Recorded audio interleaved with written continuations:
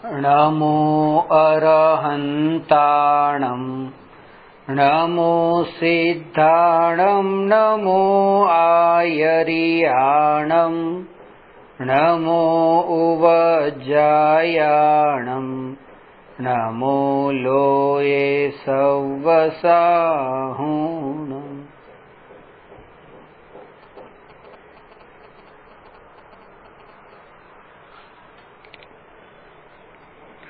प्रश्न नंबर 9। आपे टीका करवानो विचार कर्यो ते तो सारू कर्યું, परंतु आवा महान ग्रंथनी टीका संस्कृतमां ज जोईए, भाषामां तो तेनी गंभीरता भासित नहीं थाय।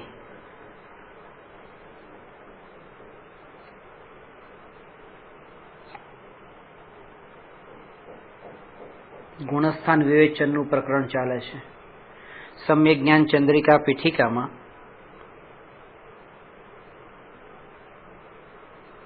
Page number 4।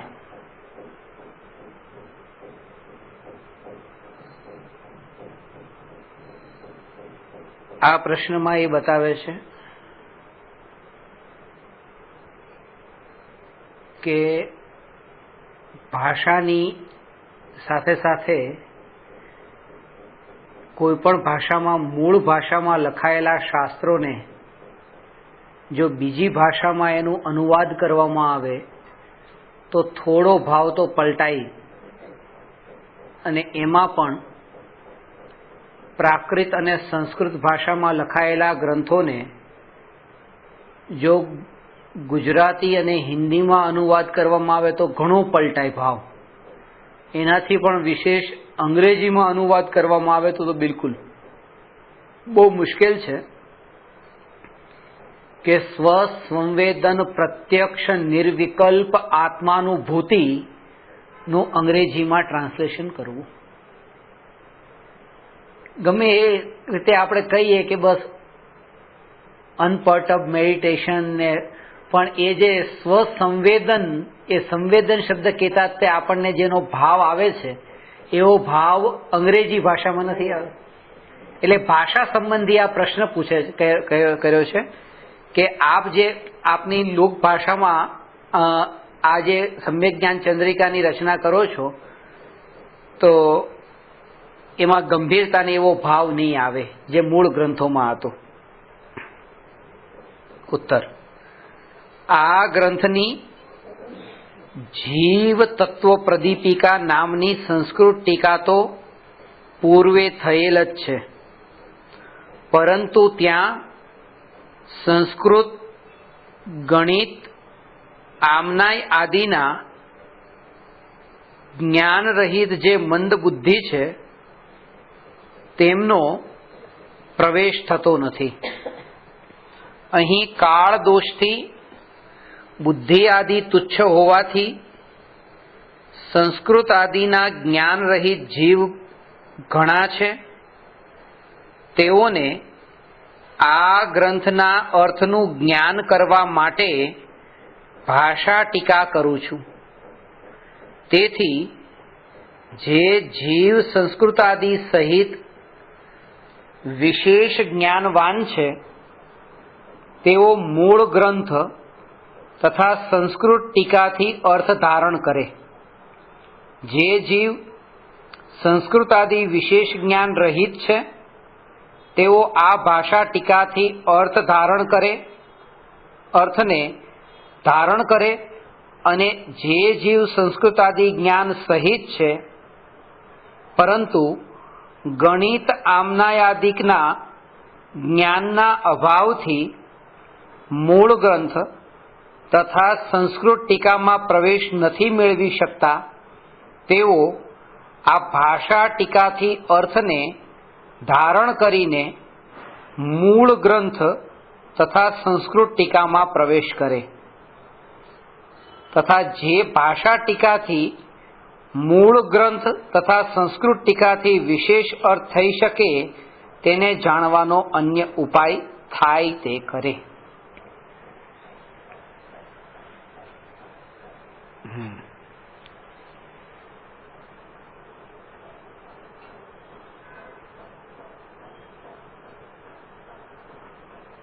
આમાં એ છે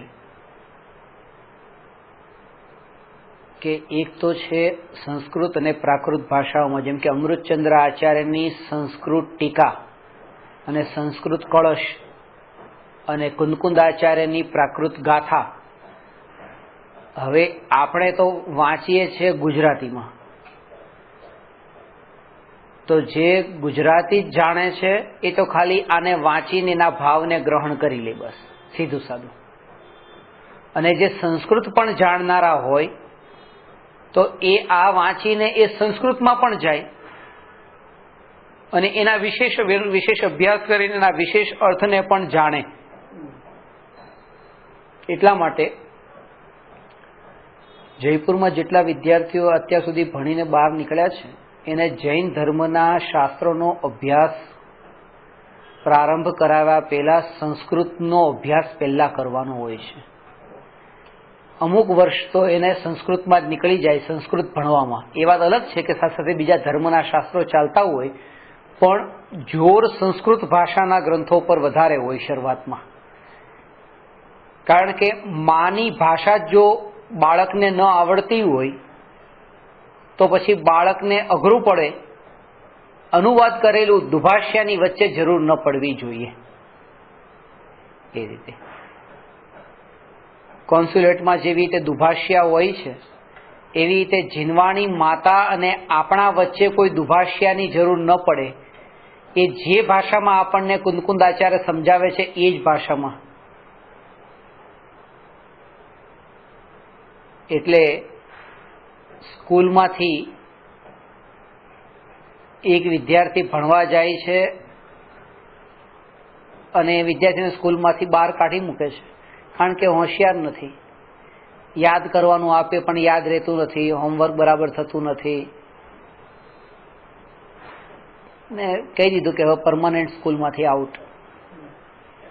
પછી એ વિદ્યાર્થી ઘરે રહી છે, કૂવામાં પાણી ભરવા જાય છે અને કૂવાની રસ્સી જોવે છે, તો જે કૂવામાંથી પાણી બહાર કાઢવા માટેની જે રસ્સી છે એ રસ્સી રોજ પાણી લાવે એટલે રોજ ધીરે ધીરે થોડી કપાતી જાય, અંદરથી ઘસાય. એટલે એને વિચાર આવ્યો કે જેવી રીતે આ રસ્સી છે એ રસ્સી એક દિવસમાં તો કપાણી નથી, રોજ ઘસાઈને થોડી અંદરથી કપાતી જ જતી હતી, નબળી પડતી જતી હતી. એના કારણે થઈને આ રસ્સી કપાણી છે. એ જ્ઞાનનું પણ આવું જ છે કે એક વાર તમે નિષ્ફળ ગયા કઈ વાંધો નહીં, બીજી વાર, ત્રીજી વાર, ચોથી વાર એવી રીતે કરીને અભ્યાસ કરીએ, હિંમત શું કામ હારીએ. અને મહેનત કરી, ઘણી મહેનત કરી અને એ જ વિદ્યાર્થીએ આગળ આવીને એક કૌમુદી લખી. ભણ્યા પછી, અભ્યાસ કર્યા પછી કોઈ પણ વ્યક્તિએ સંસ્કૃતમાં જો પીએચડી કે માસ્ટરી કરવી હોય તો એક કૌમુદી ભણ્યા વગર એ સંસ્કૃતમાં ભણી જ ન શકે. એનું નામ છે લઘુ સિદ્ધાંત કૌમુદી. અને એ કૌમુદી લખનાર હતા વરદરાજ. એ વરદરાજની કૌમુદી. કોઈ પણ વિદ્યાર્થી જૈન શાસ્ત્રોનો અભ્યાસ કરે જો સંસ્કૃત ભાષામાં એને પહેલા જ જ્ઞાન પ્રાપ્ત કરવાનું અને સંસ્કૃતનું જ્ઞાન કરવા માટે થઈને જે કૌમુદી કમ્પલસરી પહેલી જ પુસ્તક. અને કૌમુદીમાં બધા સૂત્રો જ છે. વરદરાજે એ સિદ્ધ કરીને બતાવ્યું છે, ખાલી શબ્દને સિદ્ધ નથી કર્યા, શબ્દ વ્યાકરણમાં કે જેમ કે અંગ્રેજીમાં તો બરાબર છે કે આઈ એમ ગોઈંગ, તો એમાં ગો મુખ્ય છે, પછી આઈએનજી લાગ્યું છે તો ગોઈંગ થઈ ગયું ને. એમાં જે સંસ્કૃત જે છે એ સંસ્કૃતમાં જે ભવતી એક શબ્દ છે, ભવતી એટલે થાય છે, ભવતી એટલે થાય છે. પણ ભવતી શબ્દ કેવી રીતે બન્યો? એમાં મૂળ તો કે ભૂ એટલે થવું. હવે એક છે ગો અને ગોઈંગ, તો ભૂ એટલે થવું અને ભવતી એટલે થાય છે. તો આ ભૂમાંથી ભવતી કેવી રીતે થઈ ગયું? તો એ શબ્દ ભૂમાંથી ભવતી થવા માટેની એક પ્રોસેસ છે. એ પ્રોસેસ 4 પાના ભરાય એવી પ્રોસેસ છે. કે કયા કયા કયા કયા પ્રોસેસમાંથી એ પાસ થયું છે, ત્યારે ભૂમાંથી પછી ભો થયું, ભૂમાંથી પછી ભવ થયું, ભવમાંથી પછી ભવતી થયું, એમાંથી કેવી રીતે બધું એ આખું સૂત્ર સાથેનું એમણે બધું સમજાવ્યું છે. અને આવા એક શબ્દ ઉપર નહીં, આવી રીતે તો હજારો સૂત્ર ને સમજાવ્યા. અને પોતે પહેલામાં તો નિશાળમાંથી કાઢી નાખવું, આવા એવી રીતે હોશિયાર નતા, ઠોઠ હતા. એટલે કહેવાનો અર્થ એ છે કે સંસ્કૃતનું જ્ઞાન હોવું બહુ જરૂરી છે જો જૈન શાસ્ત્રોનો અભ્યાસ કરવો. એટલે એટલા માટે ત્યાં જે વિદ્યાર્થીઓ પણ જે આખો દિવસ તો ધર્મનું ભણતા જ હોય ત્યાં હોસ્ટેલમાં, પણ જે યુનિવર્સિટીમાં પણ અભ્યાસ કરવા માટે જાય તો એ યુનિવર્સિટી પણ અમારું જે કોલેજ હતું એ પણ શ્રી દિગંબર જૈન આચાર્ય સંસ્કૃત કોલેજ, એ કોલેજ જ સંસ્કૃત કોલેજ અને મીડિયમ સંસ્કૃત. એ ખાસ મહત્વનું કે સંસ્કૃતમાં જ વાતો કરવાની, સંસ્કૃતમાં જ બધું. હવે ઇંગ્લિશ મીડિયમમાં ભણવાવાળા છોકરાઓ ગુજરાતીમાં કોણ વાતો કરશે? આજે આપણા છોકરાઓને તમે અહીંયા ગુજરાતીમાં વાત કરો તો ગુજરાતીની બધી અંગ્રેજીમાં જ બોલશે, તમે એની સાથે અંગ્રેજીમાં બોલશો, કારણ કે ઇંગ્લિશ મીડિયમમાં ભણ્યા હોય. સંસ્કૃત મીડિયમમાં જ ભણવાનું, સંસ્કૃતમાં જ બધું તમારે જેટલું પણ જ્યોગ્રાફી હોય કે પછી સાયન્સ હોય કે બધું, ગણિત પણ હોય, કંઈ પણ બધું સંસ્કૃત. અને ત્યારે એવી સંસ્કૃતમાં પકડ આવે કે હવે અમૃતચંદ્ર આચાર્યની સંસ્કૃત ટીકા તમે વાંચો તો એનો મૂળ ભાવ ગ્રહણ કરી શકાય. એટલા માટે આ ભાષા ઉપર જોર આપ્યું છે કે જ્ઞાનીના હૃદય સુધી પહોંચવું હોય તો જ્ઞાનીની ભાષાને જાણો. હા, સતીશ કપૂર. તો એના માટે અહીંયા કહે છે કે સંસ્કૃત ભાષાના જ્ઞાન હોય તો તમે વિશેષ જાણો, અને ન હોય તો ખાલી ભાવ ગ્રહણ કરીને પોતાનું કામ કરી લો. ખાસ વાત એ છે કે તમે કરો કે ન કરો ને પોતાનું પ્રયોજનભૂત કામ કરી લો. કારણ કે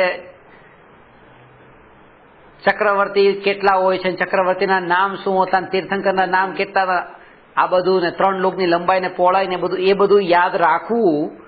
યાદ રાખે તો એમાં કંઈ ખરાબ નથી, ખોટું નથી, પણ યાદ ન રહેતું હોય તો ધર્મ નહીં કરી શકે એમ નથી.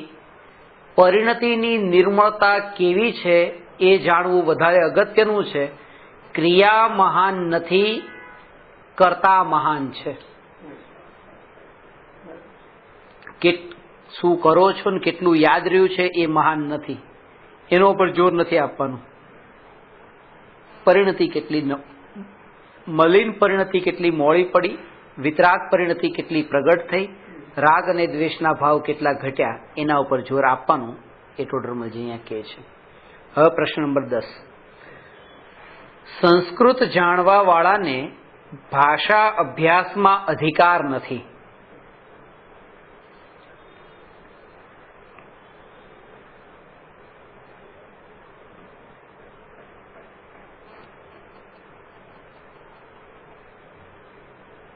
ભાષા અભ્યાસ એટલે આ બધી ભાષાની વાત કરીએ કે આપણી મૂળ ભાષા છે એ બધા માટે, કે સીધું ડાયરેક્ટ જો વાંચી શકાતું હોય તો પછી ઘણી વખત તો એ છે કે મૂળ વાંચી લીધા પછી તમારે આમાં પણ જવાની જરૂર ન પડે, કારણ કે એનો ભાવ જો તમે ગ્રહણ કરેલો હોય તો સટસાટ તમે વાંચતા જાઓ ને એમાં તમને ભાવ પૂરેપૂરો પકડમાં આવતો હોય એ રીતે. અને ત્યાં જે ખબર પડે કે સંસ્કૃત અને પ્રાકૃતમાં જે ગાથાઓ અને શ્લોક જે લખ્યા છે, એ સંસ્કૃતમાં શ્લોક ને પ્રાકૃતમાં ગાથાઓ, એ ટૂંકમાં ઘણું બધું કેમ કહી દીધું છે ને એમાં જે રહસ્ય ને ભાવ એ બધા ત્યારે ખબર પડે. કારણ કે જેટલું લખાણ ઓછું હોય એટલી જ એ જીવની દશા ઊંચી સમજવી. એટલે એ ત્યારે જ ખબર પડે. જ્ઞાનીના અંતર ભાવ સુધી પહોંચવું હોય, અંતરની પરિણતિ સુધી, તો એ ઓછું લખેલું છે એમાંથી પૂરેપૂરા ભાવ આપણે સમજી શકીએ. કારણ કે એટલો સમય જ નથી બારમાં આવવા માટેનો. અંદરમાં જ એટલો વધારે સમય રહે છે કે બારમાં આવીને લખાણ લખવામાં એટલો સમય નથી મળતો. અને જેટલું બાર વધારે લખે છે એનો અર્થ એ થયો કે બારમાં વધારે રહે છે, અંદરમાં ઓછા રહે છે. એટલે કુંદકુંદાચાર્ય પછી જે એ બધા ગાથા ને એ ટાઈમે એવી રીતે શોર્ટમાં જ બધું ગાથા ને શ્લોકમાં જ મોટા ભાગે શાસ્ત્રો લખાતા હતા. અને એને સમજવા વાળું પણ હતું એને. બસ હા, એને ભાષા જે પોએટ્રી ફોર્મને સમજી લેવા વાળા પણ હતા કે શોર્ટમાં ટૂંકાણમાં કીધું એને ભાવ પૂરેપૂરો ગ્રહણ કરી લે.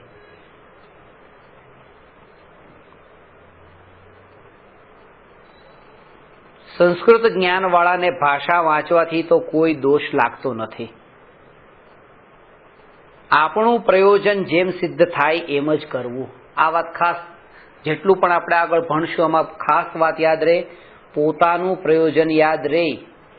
તમે કેટલા ગુણસ્થાનો ને ગુણસ્થાનના ભેદ પ્રભેદ ને પ્રકૃતિ ને કયા કયા ગુણસ્થાનમાંથી કયા ગુણસ્થાનમાં ગમન થાય, કયા ગુણસ્થાનમાં આગમન થાય, ગુણસ્થાનમાં કયા પ્રકારનું કેવું ચારિત્ર હોય, કેવી શ્રદ્ધા હોય, પ્રકૃતિના ઉદય વગેરે જેટલી અવસ્થાઓ કેવી હોય.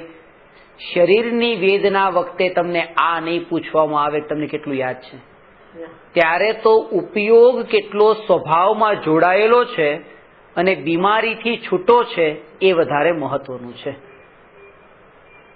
એટલા માટે આ સાંભળતી વખતે પોતાનું પ્રયોજન યાદ રહે. આપણું પ્રયોજન જેમ સિદ્ધ થાય એમ જ કરવું. પૂર્વમાં અર્ધમાગધી આદિ ભાષામય મહાગ્રંથ હતા.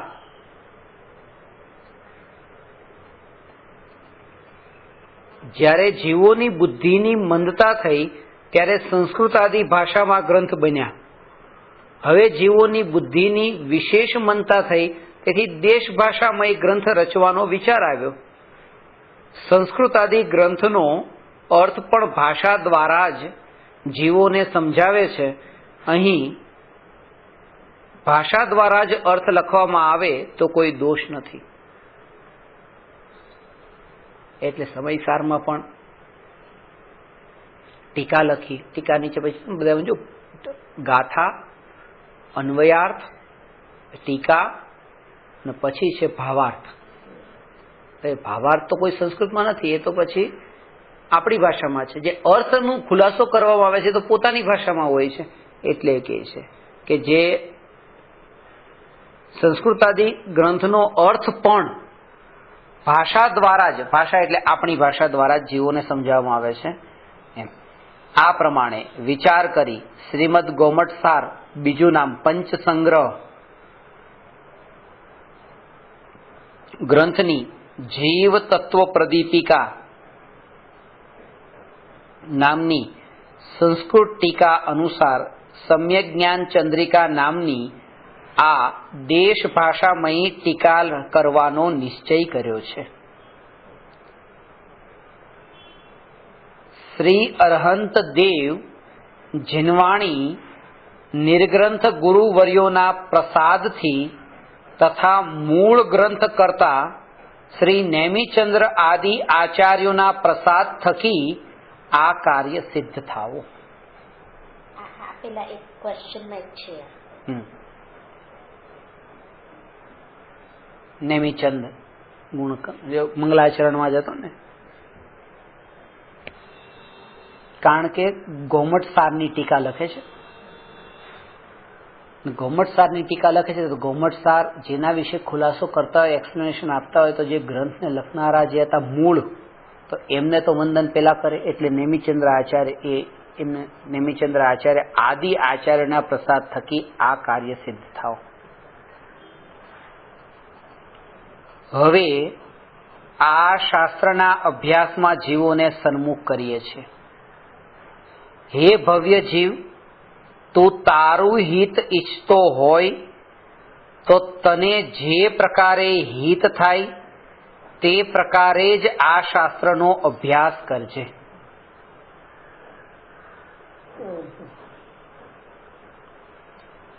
આત્માનું હિત મોક્ષ છે.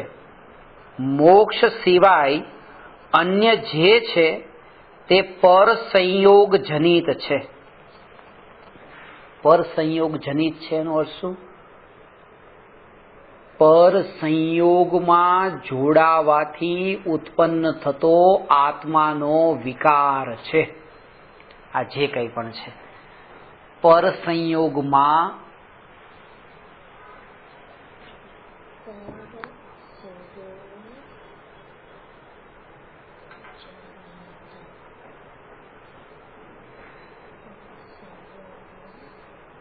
જોડાણ કરવાથી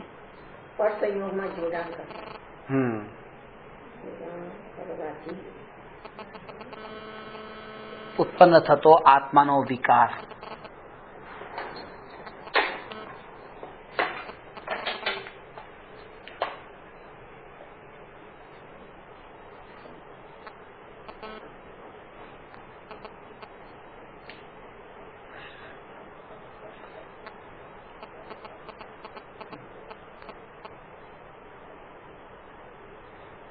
અને આ વિકાર ભાવ છે. સીધી વાત છે. આત્માનો છે એટલે આત્માનો હોય તો ક્રિયા તો હોય, ભાવ જ.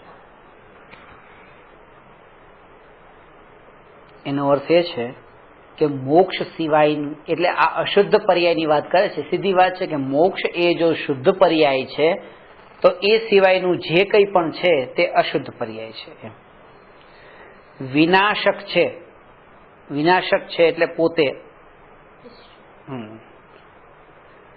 દુઃખમય છે. એટલા માટે આ ભાવને વિનાશક કહીને પેલા તો અનિત્ય બતાવે છે, અને એ બતાવે છે કે જ્યારે પણ કોઈ પણ ભાવ આવે છે ત્યારે જે અંદરમાંથી આનંદ પણ સાથે સાથે આવે છે, એ આનંદ વિકલ્પની પૂર્તિ સિવાય બીજો કોઈ આનંદ નથી. ત્યારે જાગૃતિ રહી કે અનિત્યમાંથી જ લીધેલો આનંદ છે. વિનાશક એટલે અનિત્ય. હા, જેનો નાશ થવાનો છે.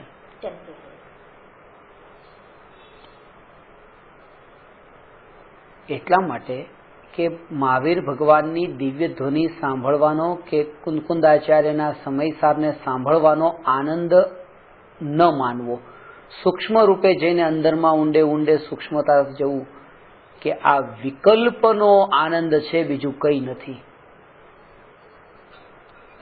એટલું સમજવા શું થશે કે વિકલ્પનો આનંદ છે એ સિવાય બીજું કંઈ નથી. કારણ કે સમયસાર સાંભળવાનો વિકલ્પ આવ્યો તો, અને સમયસાર કાનમાં પડી રહ્યું છે, આ સંભળાઈ રહ્યું છે, વિકલ્પની પૂર્તિ થઈ રહી છે, એનો આનંદ છે, બીજું કંઈ નથી.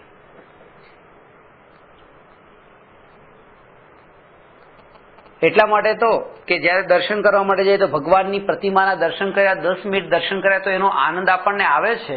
એ આનંદ વિકલ્પ વિનાશિકનો જ આનંદ છે. આજે વિનાશી કીધું ને,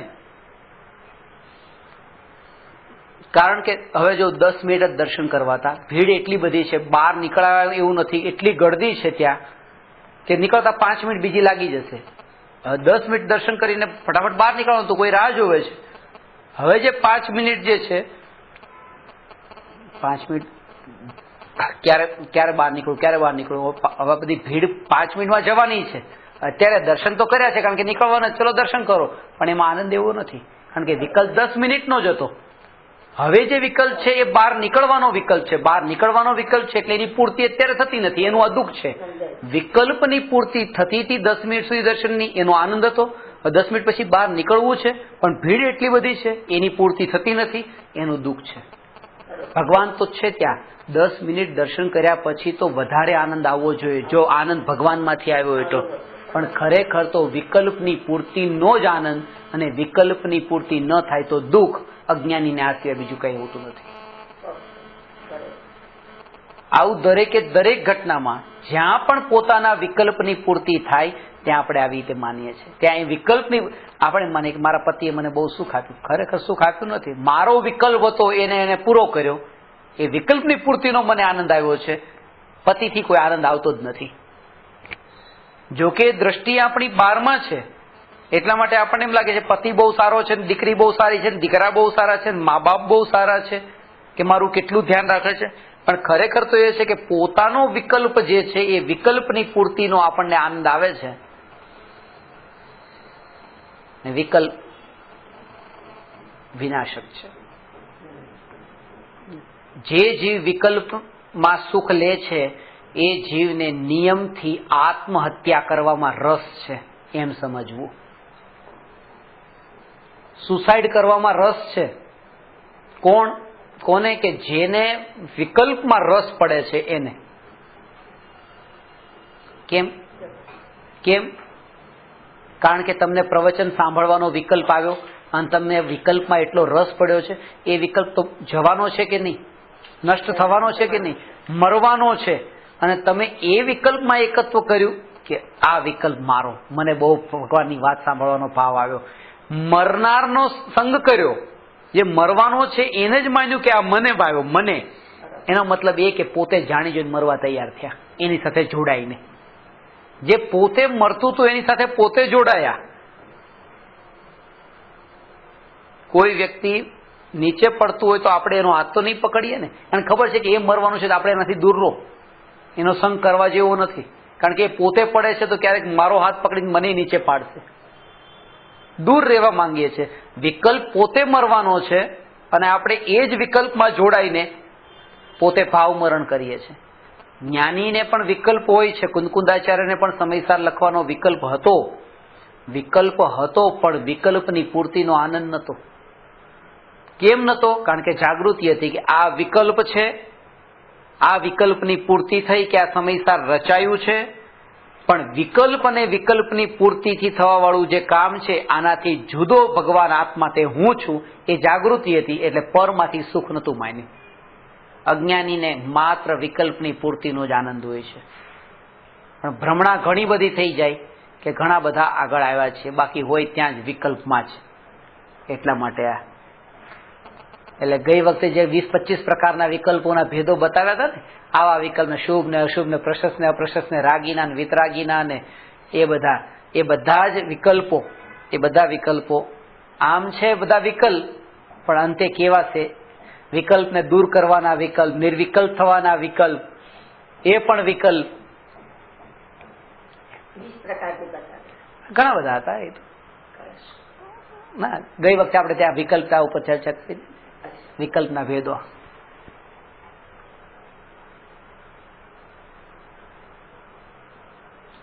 હા, વિનાશક છે, દુઃખમય છે અને મોક્ષ જ નિજ સ્વભાવ છે. અવિનાશી છે, અનંત સુખમય છે.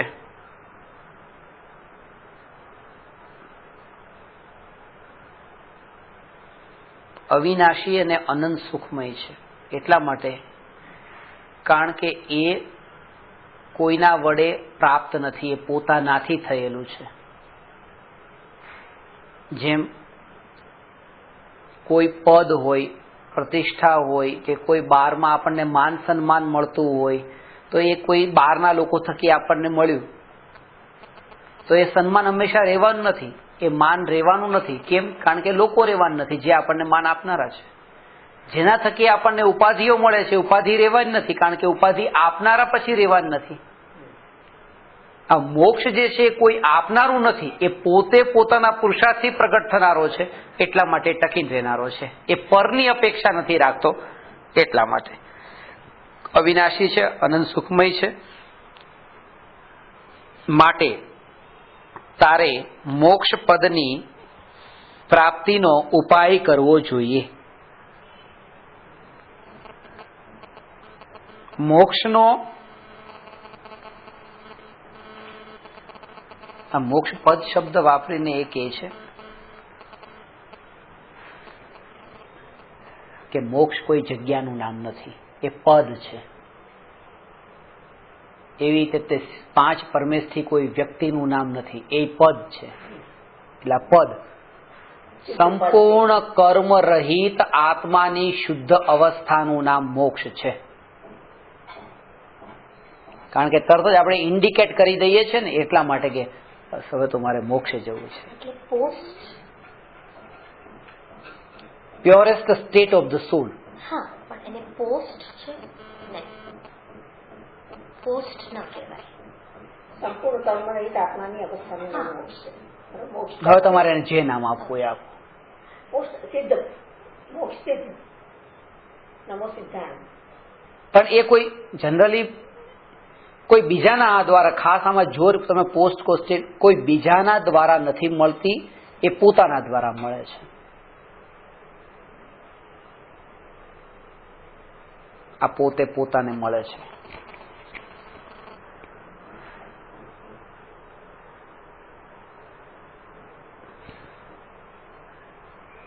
જેમ લોકમાં બર્થ સર્ટિફિકેટ ને ડેથ સર્ટિફિકેટ એવા 2 સર્ટિફિકેટ છે. એ 2 સર્ટિફિકેટ એવા છે કે માણસ પોતે લેવા તો જતો જ નથી. બર્થ સર્ટિફિકેટ લેવા પોતે નથી જતો, ડેથ સર્ટિફિકેટ લેવા પોતે નથી જતો. બર્થ સર્ટિફિકેટ લેવા જાય છે પપ્પા અને ડેથ સર્ટિફિકેટ લેવા જાય છે દીકરો. પણ આ મોક્ષનું સર્ટિફિકેટ એવું છે કે એને પોતાને જ મળે છે. એટલા માટે આ જે છે એ અનંત સુખમય ને ટકી રહેનારું છે. મોક્ષનો ઉપાય સમ્યક દર્શન, સમ્યક જ્ઞાન, સમ્યક ચારિત્ર છે. હજુ આમાં એ કે સમ્યક દર્શન, સમ્યક જ્ઞાન, સમ્યક ચારિત્ર છે. એટલે આ ત્રણેયની એકતા છે. આ એકતા બતાવવા માટે ખાસ તેની પ્રાપ્તિ જીવાદિક નું સ્વરૂપ જાણવાથી જ થાય છે, તેને કહું છું. હવે મોક્ષણ પ્રકાશકનો 9મો અધિકાર, છેલ્લો અધિકાર, તત્વાસૂત્રનો પહેલો અધિકાર. આ જીવાદિ તત્વોનું સ્વરૂપ, આ સમયસાર, આ બધું આમાં જ આવી ગયું. જો જીવાદિ તત્વોનું શ્રદ્ધાન સમ્યક દર્શન છે. જાણ્યા વગર શ્રદ્ધાન થવું આકાશના ફૂલ સમાન છે.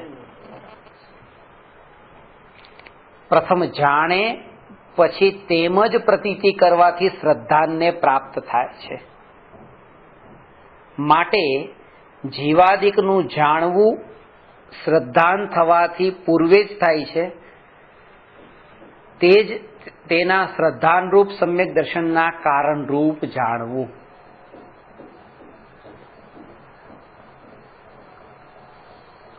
આ શ્રદ્ધા ઉપરનું જોર આપ્યું છે. ચેક લખાયેલો છે, ડેટ લખાયેલી છે, અમાઉન્ટ બધું જ લખાયું છે. 1 કરોડ રૂપિયાનો ચેક છે અને બીજો ચેક છે બાજુમાં જે 5 રૂપિયાનો છે. ડેટ, અમાઉન્ટ, નામ બધું જ બરાબર લખાયેલું છે. 5 રૂપિયાના ચેક પર સહી થઈ ચૂકી છે. પેલા 1 કરોડ પર સહી નથી થઈ. તો કોઈ પણ વ્યક્તિ સિલેક્ટ એને જ કરશે 5 વાળો, ભલે પેલો કરોડ નો હોય તો પણ શું કામનું. એના જેવું છે કે જ્ઞાન ગમે એટલું હોય પણ જો સમ્યક દર્શનનો સિક્કો એના ઉપર ન લાગ્યો હોય તો એ જ્ઞાન પછી એવું છે. અને ઓછું જ્ઞાન તમારા જેવાને હોય કે ભલે ગાથાઓની ગાથાઓ બધી બાયહાટ ન થતી હોય પણ એક શ્રદ્ધાનો સિક્કો લાગ્યો તોય તે એ વેલિડ છે. વેલિડ છે. એકડો આવી ગયો એ જ કહે છે. માટે જીવાદિકનું જાણવું શ્રદ્ધાનથી પૂર્વે થાય છે. તે જ તેના શ્રદ્ધાનરૂપ સમ્યક દર્શનના કારણરૂપ જાણવું. શ્રદ્ધાન થવાથી જે જીવાદિકનું જાણવું થાય છે તેનું નામ સમ્યક જ્ઞાન છે.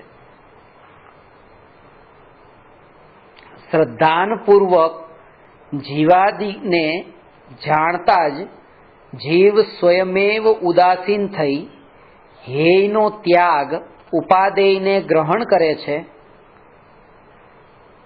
ત્યારે સમ્યક ચારિત્ર થાય છે. અજ્ઞાનપૂર્વક ક્રિયાકાંડથી સમ્યક ચારિત્ર થતું નથી.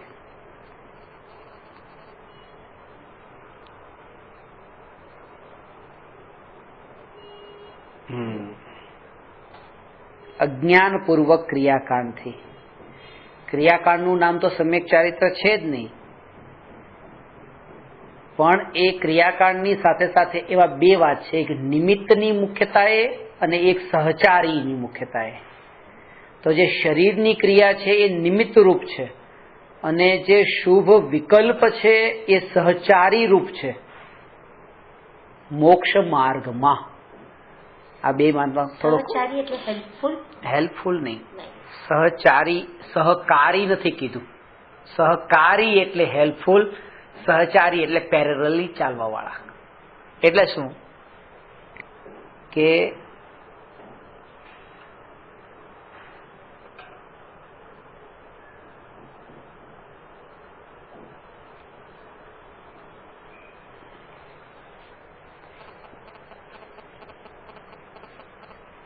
તમારી ગાડી છે જે ચાલતી નથી, એટલે એક વ્યક્તિ જે તમારા મિત્ર છે એ તમારી ગાડીને પાછળથી ધક્કો મારે છે અને તમારી ગાડી ચાલે છે અને તમે એવી રીતે ચાલી રહ્યા છો.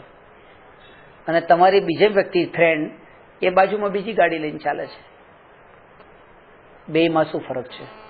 જે પાછળ ધક્કો મારે છે એ ન મારે તમારી ગાડી ન ચાલે, એને કે સહકારી.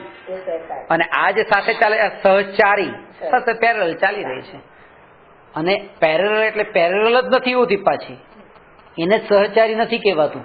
એમાં પણ ખાસ વાત એ છે કે સમીર શિખરજી તમે જાત્રા માટે ગયા, સમજાણું, દાખલા પણ કોઈ તીર્થોના જ લઈએ ને ફરવાની, બીજી શું કામ વાત કરીએ કે સમેત શિખરજી જાત્રા માટે ગયા અને તમારી 2 બસ છે, તો 2 બસ કઈ બાજુ નહીં ચાલે, એક આગળ ચાલી એક પાછળ રહી ગઈ, પાછી આગળ પાછળ, પણ તો એમ કહેવાય છે કે સાથે નીકળ્યા છીએ, સાથે ચાલી રહ્યા છીએ.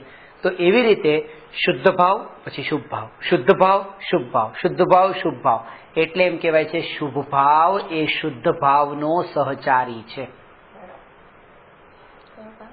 શુભ ભાવ શુદ્ધ ભાવનો સહચારી છે.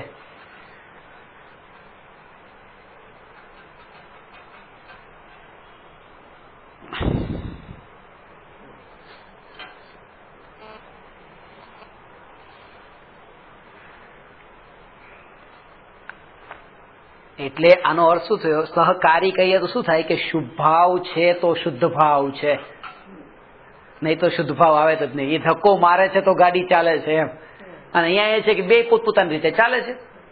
શુભ ભાવે આવે છે, શુદ્ધ ભાવે આવે છે એમ, પણ આવે છે વારા ફરતી આગળ પાછળ.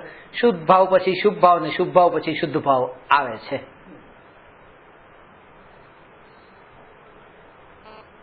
એને સહચારી કારણ કહેવાય અને એક નિમિત્ત કારણ કહેવાય. આ શરીરની ક્રિયા એ નિમિત્ત કારણ છે. ભાવોને સહચારી કયા છે, નિમિત્ત નથી કયા. શરીરની ક્રિયાને નિમિત્ત કઈ છે?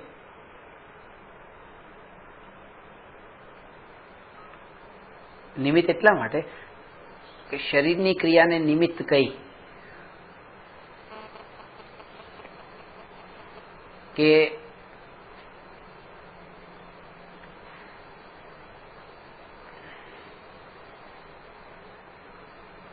કોઈએ ગળામાં માળા પહેરી કે કોઈએ હાથમાં માળા રાખીને માળા કરી, કોઈને કોઈ ક્રિયા આ કે ગળામાં માળા પહેરી કે કપડાં એવા પહેરી લીધા, સફેદ કપડાં પહેરી લીધા કે એવા ટાઈપનો યુનિફોર્મ કે જેના કારણે થઈને એને યાદ રહે કે મારે સાધના કઈ કરવાની છે, ભૂલી ન જાય. ફરક પડે કે તમે કેવા કપડાં પહેર્યા હોય ને તમને એ વાત યાદ રહેવી ને આમાં યાદ રહ્યું. બિલકુલ તમે શોર્ટ પહેરો, જે પાર્ટીમાં પહેરતા એવા ટાઈપના કપડાં પહેર્યા, એ પહેરીને તમે ત્યાં બેઠા હો, કે તમે બિલકુલ વ્યવસ્થિત આખા શરીરને ઢંકાયેલા કપડાં પહેરીને બેઠા હો અને ભગવાનની પૂજા ભક્તિ કોઈ પણ, તો અત્યારે એ ફરક પડશે આપણને. તો અહીંયા એ કહે છે કે જે ક્રિયા જે છે ને, આ ક્રિયા જડની ક્રિયા, તો એ જડની ક્રિયા જે આપણા ભાવોને અત્યારે નિમિત્ત રૂપ બને છે, એટલા માટે એવી ક્રિયાઓ કરવી કે જે ક્રિયાઓ ભાવોને પણ પલટાવનારી હોય. પણ ખાસ યાદ રહે કે લક્ષ્ય ન ભૂલાય. લક્ષ્ય ખાલી ક્રિયાનું માત્ર નથી, લક્ષ્ય છે કે ભાવોનું પલટાવવું થવું જોઈએ.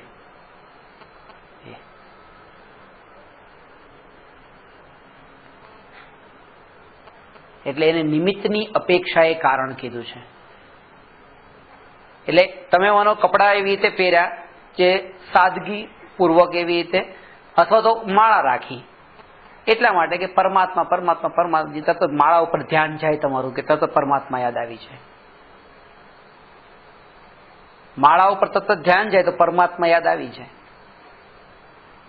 પહેલાના જમાનામાં આવું કરતા ને લોકો, કે બજારમાં જયારે કોઈ વસ્તુ લેવા જવી હોય ત્યારે જેટલી વસ્તુ લાવી હોય ને ગળામાં એવી રીતે કપડું રાખતા, એના પર ગાંઠ મારી દેતા. એક ગાંઠ મારે, કોઈ બે વસ્તુ લેવાની 2 ગાંઠ મારે, તો રસ્તામાં બજારમાં યાદ આવે અને જેટલી વસ્તુ લેવાતી જાય એટલી ગાંઠ છોડતા જાય. યાદ રાખવાની એમની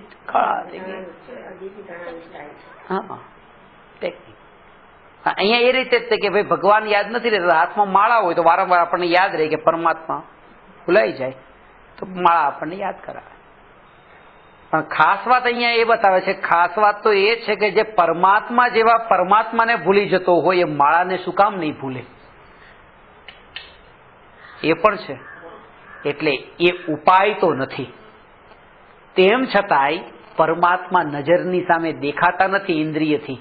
આ માળા હજી દેખાય એટલે ક્યારેક ચાન્સ છે પાછા, એટલા માટે એને નિમિત્તની અપેક્ષા એ કારણરૂપ કહ્યું છે ક્રિયાઓને. પણ એમ સમજીને એને કોઈ ધર્મ માની લે તો પછી પરિભ્રમણ વધે એનું. આ તો જ્યાં શુદ્ધ પરિણતિ છે ત્યાં તે આ શુભ ભાવ અને શુભ ક્રિયાઓ એને સહચારી અને નિમિત્ત કારણ કહેવામાં આવે છે. જ્યાં શુદ્ધ પરિણતિ છે ત્યાં, એટલે તે નિશ્ચય થઈ ત્યાં જ વ્યવહાર હોય છે. આ બારાત આવે છે એ બારાતમાં પણ એ જ છે ખાસ તો કે બરાત આ ગઈ બરાત. રાજસ્થાનમાં બર એટલે વર અને આત એટલે આવવું. બર આત એટલે વરનું આવવું. બરાત. બરાત વરનું આવવું. હવે એકલા વરનું આવવું થતું નથી, સાથે 500 જણા બીજા ટોળું પણ છે અને ટોળાને જ જોઈને આપણે એમ કહીએ છીએ કે બરાત આવી.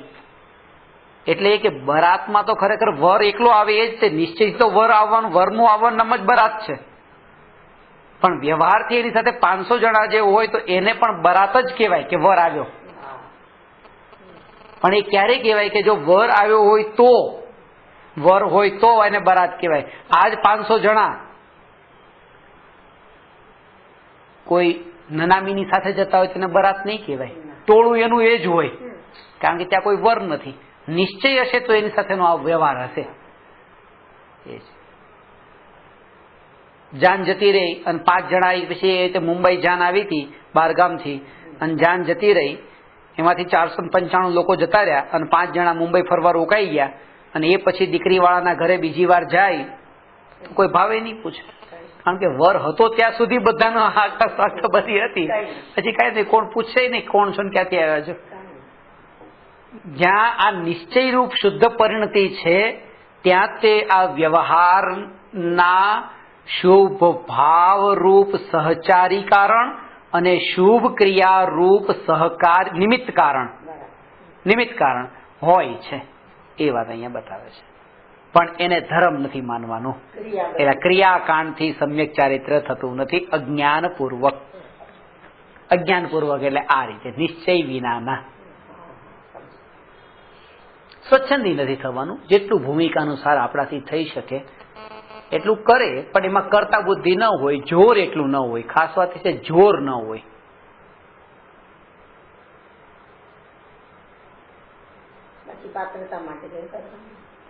કારણ કે આ ભૂમિકામાં એને સહજ પ્રકારે આવા ભાવ આવે. સહજ ભૂમિકા અનુસાર વાત છે ને, કઈ ભૂમિકામાં જીવ છે, ક્યાં અટકેલો છે. કારણ કે દરેક જીવ અત્યારે છે ને, જેમ ઓલો મેપ હોય ને, ક્યાંક આપણે જવું હોય ને મેપ મૂક્યો હોય. હવે અંદર મોટા કેમ્પસમાં એન્ટર થવું છે યુનિવર્સિટીના, અને ત્યાં જ મેપ મૂક્યો છે. ત્યાં એક બતાવ્યું છે કે યુ આર હિયર, અને આખો મેપ છે. હવે તમારે જ્યાં જવું હોય ત્યાંથી જાઓ. પણ મોક્ષ માર્ગમાં જે ચાલવા માટે થઈને જે મેપ છે એમાં યુ આર હિયર માટે બધાનું યુ આર હિયર ડિફરન્ટ છે. એટલા માટે એકાંતથી ક્યારેય પણ એવો ઉપદેશ ન હોય કે તમે આમ જ કરો, તમે આમ જ કરો, તમે આમ જ કરો. કોઈના માટે એમ ન હોય. દરેકની ભૂમિકા અનુસાર એ છે. અને આજે ત્યાં છે તો પછી એનાથી આગળ જતા અહીંયા પણ આવે છે, પણ એની જડતાથી એમ ન હોય.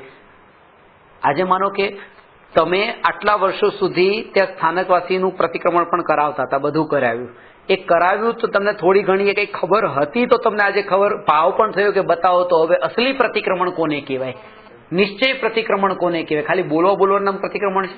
આ ભાવ તમને અત્યારે આવ્યો ને, પણ જે જન્મથી જ તે માનો કે કોઈ એવા અનાર્ય દેશમાં જન્મ્યું છે એને તો ચાન્સ જ નથી ને. તો કમસે કમ એ પણ કારણરૂપ તો બની ગયું ને તમારું, કે એટલું કરતા હતા તમે ક્યારેક તો અહીંયા સુધી પહોંચ્યા. એમ નથી કે એનું નામ ધર્મ છે, એ તમે કર્યું બહુ સારું કર્યું, બધા જીવ એ કરે. પણ એ કે કોઈ જીવની, બધા જ જીવોની દશા અલગ છે. આપણે એમ ન કહેવાય કે તમારા માટે આ કરેલું બિલકુલ નકામું છે. કારણ કે આ સ્થિતિ સુધી આ વાત ભગવાન આત્માની વાત કાને પડી છે. આટલે સુધી પહોંચવા માટે તમારું પહેલાનું જેટલું પણ હતું બધું કારણરૂપ હતું, ત્યારે તો આ વાત કાને પડી છે.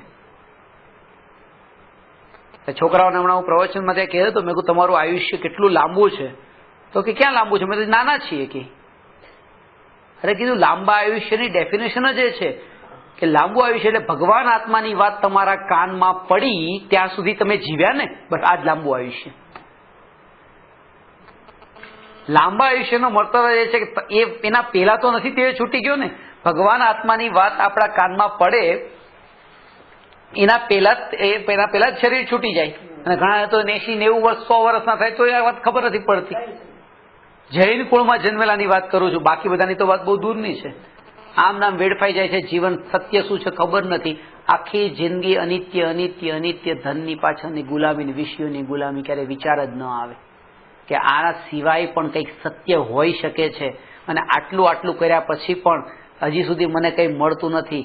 અને આ વર્તમાનના દુઃખને આપણે જ્યારે કોઈ કાલના પ્લાનિંગ કરીએ છીએ, કાલના પ્લાનિંગની પાછળ બહુ ઊંડો હેતુ છે આપણો. કાલના જે વિચારો કરીએ છીએ, કાલે આમ કરવું છે ને આમ કરવું છે. મનુષ્યથી વધારે ચાલાક બીજો કોઈ નથી. એટલા માટે કારણ કે ચાલાકીથી જ આ કાલનું પ્લાનિંગ કરે છે. એને ખાસ એ છે કે અત્યારનું જે દુઃખ છે ને દુઃખને ઢાંકી દેવું છે. વર્તમાનના દુઃખને ઢાંકવાનો એક જ ઉપાય છે કે હજી સુધી મને કંઈ મળ્યું જ નથી, હું ખાલી હાથ જ છું. એને ઢાંકી દેવા માટે કોઈ પડદો તો જોઈએ ને. અને એ પડદો એ છે કે હું કાલે આ કરીશ, હું કાલે આ કરીશ. બસ પતી ગયું. આ વિકલ્પોના પડદાથી વર્તમાનમાં અત્યાર સુધી મેં આટલું કરીને ખાલી હાથ જ રહ્યો છું, એ સત્યને ઢાંકવા માંગે છે ભવિષ્યના વિકલ્પો થકી. મોટાભાગના જીવોનું જીવન આવી રીતે જ વેડફાય છે. એટલે આપણને જાગૃત કરાવે છે. તમને આ મળ્યું છે તો એ પણ ઘણા ભવ પછી સત્ય સાંભળવા મળ્યું છે. પણ એમાંય તે ફસાવવું નહીં, કારણ કે પરમાં અટકવાની આદત હતી. ક્રિયાકાંડનો રસ પણ બીજો કોઈ રસ નથી. શરીરનો જ રસ છે, વિષયોનો જ રસ છે, બીજું કંઈ નથી. ક્રિયાકાંડમાં રાત્રિ ભોજનના ત્યાગની ક્રિયામાં, એકાસનાની ક્રિયામાં કે આંબિલની ક્રિયામાં, આ બધી ક્રિયાઓમાં એ બધો જળમાં રસ છે, પરમાં રસ છે. એક સમય પણ એવો આવ્યો નથી કે આપણે શરીર વિનાના રહ્યા હોઈએ. અનાદિથી અહીં સુધી કે વિગ્રહ ગતિમાં પણ તેજસને કારમાણ શરીર સાથે લઈને જ બધે જ પરિભ્રમણ કર્યું છે. પર સાથે જીવવાની એવી હેબિટ પડી ગઈ છે કે પર જોઈએ અને પર તો જોઈએ જ. પર વગર કેમ જીવવું? અને એ જ કારણ છે કે આ શરીરની ક્રિયા, જે ક્રિયાકાંડ છે, એ પણ પરની ક્રિયા છે ને, એ જડની ક્રિયા છે. પણ એ જડની ક્રિયામાં પણ બેહોશ થઈને એ ક્રિયા કરવામાં રસ પડી જાય છે. કારણ કે પર વગર કેમ જીવવો આ શરીરની ક્રિયામાં પણ. એટલા માટે તે કુંદકુંદાચાર્ય કહે છે કે જે વ્યવહારમાં જાગે છે તે નિશ્ચયમાં સૂતો છે. એનું કારણ આ છે, કારણ કે વ્યવહારમાં જાગવા માટે એને પૂરેપૂરું એલર્ટ રહેવું પડે. અને જેટલો એલર્ટ એ પરમાં રહી છે, હું જો 4 હાથ જમીન જોઈને ચાલુ, 4 હાથ જમીન જોઈને ચાલુ, 4 હાથ જમીન જોઈને ચાલુ. કારણ કે હું સાધુ છું ને સાધુએ તો 4 હાથ જમીન જોઈને ચાલવું જોઈએ.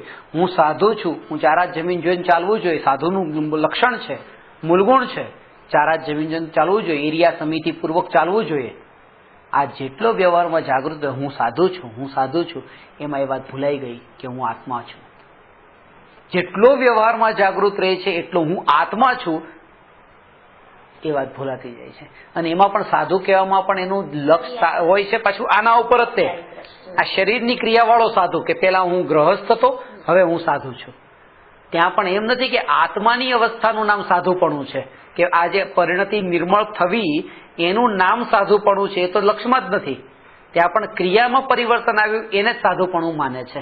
એ ભૂલ છે. એટલા માટે જાગૃતિપૂર્વક ક્રિયાકાંડ કરતી વખતે પણ કરનાર તે હું નહીં અને નહીં કરનાર તે હું નહીં, જોર એના ઉપર ન હોય.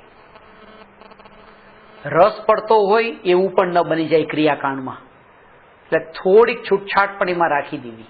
છૂટછાટ એટલે કારણ કે એટલા જડ થઈ ગયા ને, આમ જ જોઈએ, આમ જ જોઈએ, આમ જ જોઈએ, આમ જ જોઈએ, ત્યારે પછી વિવેક ભૂલાઈ જાય છે કે રાગ દ્વેષ વધારે શેમાં થાય છે અને ઓછા શેમાં થાય છે. એ વિવેક નથી રહેતો.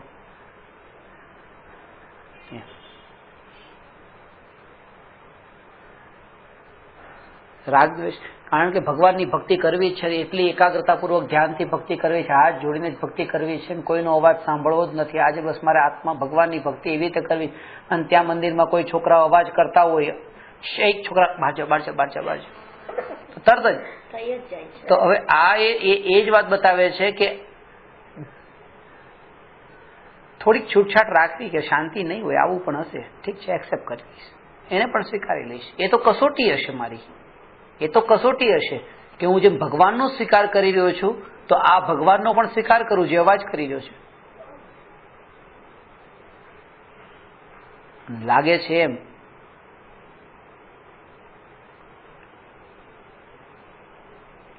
કે હું કંઈક સારું કરું છું, એને આ બધું જે સોશિયલ વર્ક ચાલુ કર્યું છે ને છોકરાને બહાર ભગાડવાનું, છોકરાએ ખાલી જોરથી અવાજ જ કર્યો, ચલ ને મમ્મી બહાર નીકળ ને જલ્દી, ચલ ને જલ્દી, મોડું થાય છે. આપણે બાજુમાં બેઠા હતા, એની મમ્મી પણ હતી, છોકરો પણ હતો. છોકરા અવાજ નહીં કરે. છોકરાએ કર્યો મમ્મી પ્રત્યે રાગ અને આણે કર્યો છોકરા પ્રત્યે દ્વેષ. દ્વેષ તો પહેલા છૂટે, સરખું નહીં, દ્વેષ ખતરનાક. પછી દ્વેષ તો પછી પહેલા છૂટે, રાગ તો પછી છૂટે. કુણાશ હોય રાગમાં, તો આ દ્વેષ તો પહેલા છૂટવો જોઈએ. તો આમાં એટલે કહેવાનો અર્થ એ છે કે જડ થઈને જો ભગવાનને પણ પૂજવા જશે તો જડ થઈને જડ જેવો જ રહી જશે. એટલા માટે કુણાશથી થોડું થોડું છૂટછાટ રાખીને, છૂટછાટ રાખવાનો મતલબ લોકો એમ સમજી લે છે જો ભગવાનની દર્શન કરવાની વિધિને અલગ રીતે પલટાવવા માંગે છે. વાત એ છે કે રાગ દ્વેષથી બચવું એ જ ભગવાનના અસલી દર્શનનું ફળ છે. એ જ છે.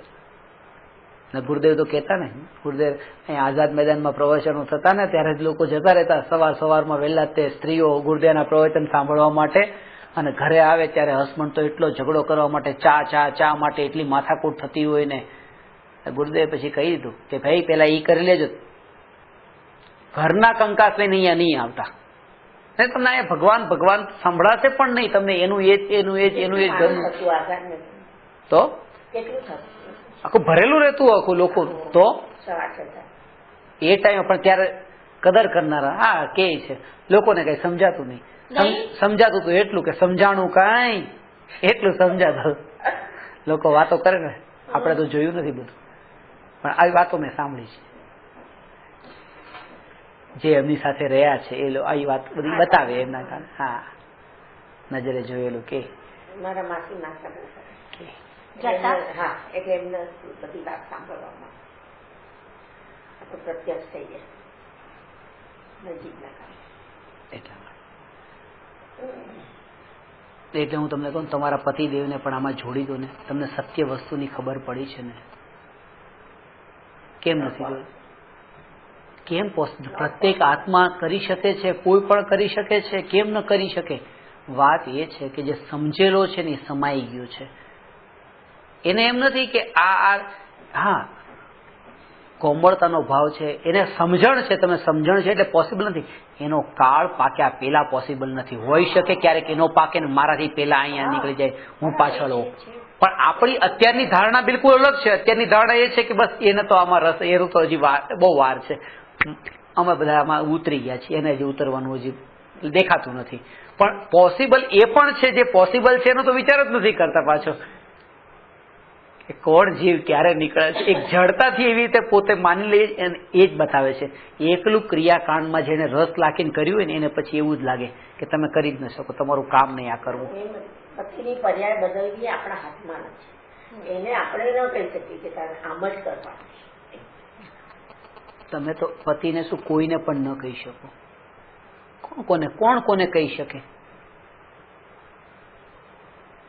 કોઈને ન કહી શકે. તમને કહેતા નથી આવડતું,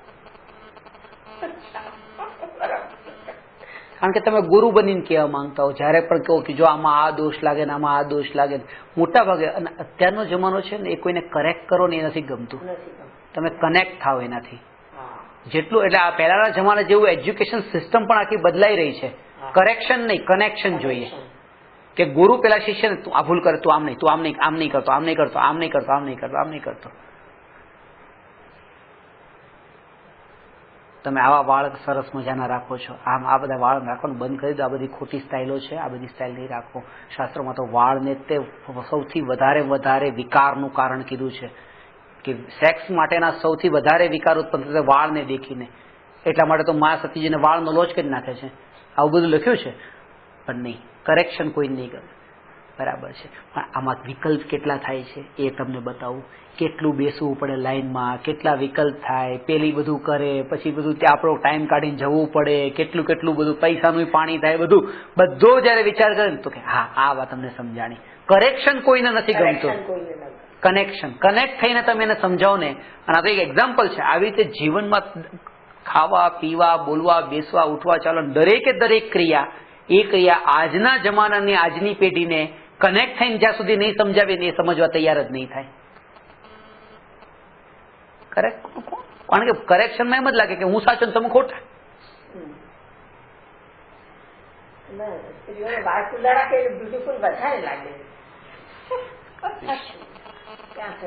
આ પ્રકારેથી લઈશ, આ પ્રકારે. નમો અરહંતાણમ, નમો સિદ્ધાણમ, નમો આયરિયાણમ, નમો ઉવજ્જાયાણમ, નમો લોયે સૌવસાહુ.